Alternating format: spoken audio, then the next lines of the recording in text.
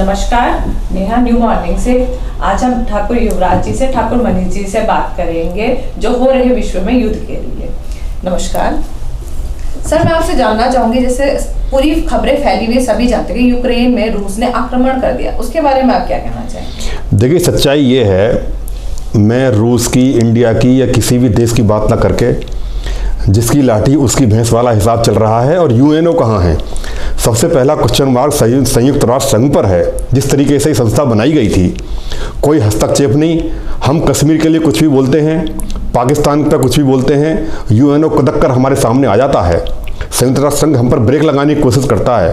अभी वो 5-6 दिन हो गए इस युद्ध को चलते हुए, वो कुछ नहीं बोल रहा। पहली सच्चाई तो यह है कि उसे कुछ बोलना चाहिए और देशों को ही बोलना चाहिए। और जहाँ तक रूस की बात है, रूस हमारा पुश्तैनी पुराना पारंपरिक मित्र रहा है। उसके साथ तो भारत रहेगा ही हमेशा, और भारत उसके साथ है भी, क्योंकि जब भी हमारे देश पर कभी कोई संकट दिक्कत आई है, रूस हमारे साथ खुलेआम रहता है, तो प्रत्युत्तर में हम भी उसके साथ ही हैं।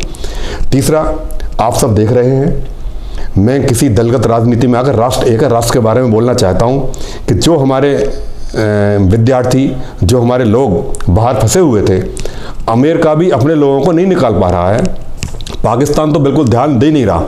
मैं सरकार को बहुत साधुवाद धन्यवाद देना चाहता हूं कि इसने शुरू से मेरे ख्याल में 7-8 हज़ार हमारे जो लोग हैं वापस आ भी चुके हैं पूरे सम्मान के साथ। जिस बस पर, जिस सवारी पर झंडा तिरंगा लग जाता है, ना तो यूक्रेन की सेना उसको छेड़ सकती और ना रूस की छेड़ सकती। उसको सलाम करते हैं और सम्मान के साथ छोड़ रहे हैं।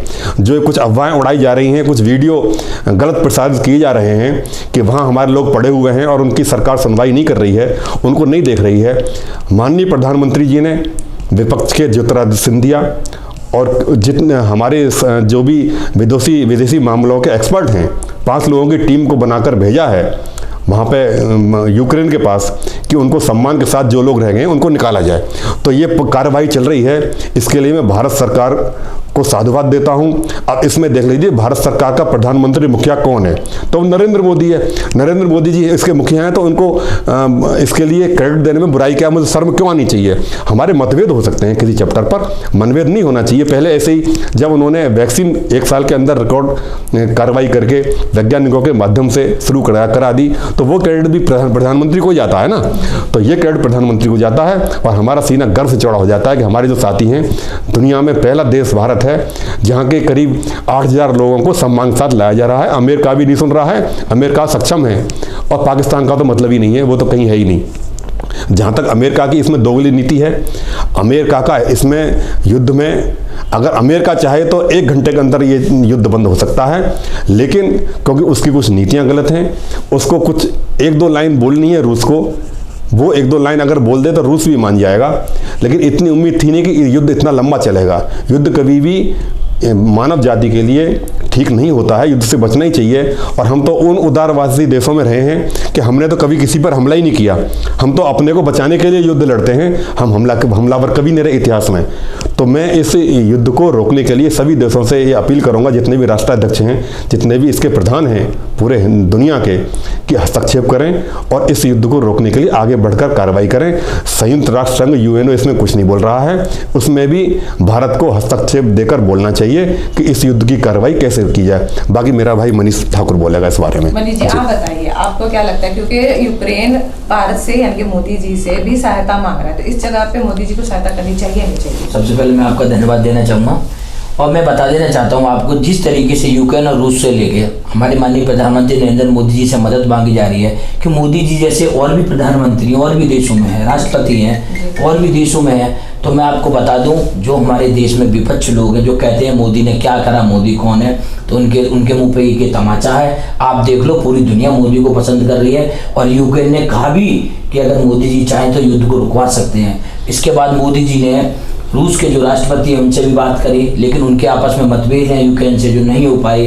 तो लेकिन और मेरा अपने भारतवासियों के लिए एक ये, जिस तरीके से यूक्रेन के राष्ट्रपति और यूक्रेन की जनता वहाँ के राष्ट्रपति का समर्थन कर रही है, आप देख लो, यूक्रेन के राष्ट्रपति खुद बंदूक लेके, खुद आर्मी की वर्दी पहनकर आ गए हैं मैदान में। उन्होंने कहा, आप उनका भी एक स्टेप है, उन्होंने ये बोला है कि जिंदा जिंदा मैं अपने जीवित यूक्रेन पर कब्जा नहीं होने दूंगा। तो वहाँ की जनता के लिए भी बहुत खुशी की बात है कि ऐसा उन्हें राष्ट्रपति मिला। लेकिन और हमें भारतवासियों को देखना चाहिए जिस तरीके से यूक्रेन पे हथियारों की कमी है, यूक्रेन पे सेना की कमी है, रूस इन पे हमला कर रहा है, लेकिन रूस हमारा पुराना दोस्त रहा है। जब हमारा पाकिस्तान से युद्ध हुआ था तो रूस ने हमारी मदद करी थी। तो हमारा ये अपना कर्तव्य है, जिन्होंने हमारे बुरे वक्त में हमारी मदद करी, हम उनके बुरे वक्त में हमारी मदद करेंगे।